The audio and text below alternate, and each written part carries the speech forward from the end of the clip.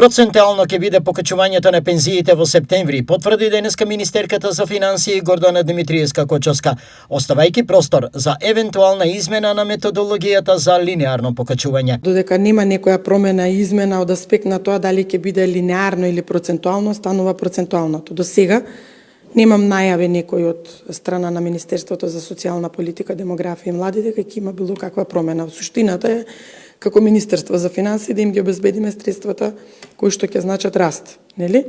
А како тие ќе го спроведат, претпоставувам бидејќи немаме законски измени, ќе биде процентуално. Нереализирани приходи е причината зашто владата оваа дупка во Фондот за пензиско инвалидско осигурување ќе ја покрие со 1 милијарда денари. Нова збор нели за неостварување на проектираните приходи во рамки на пензискиот фонд и потреба од дополнително пренасочување на средства кон нив од страна на буџетот. 26 понуди од исто толку финансиски институции досега пристигнале до владата за изградба на железничката пруга Коридор 10.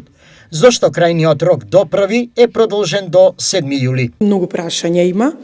Заради тоа го продолживме и рокот до 7.7.2025.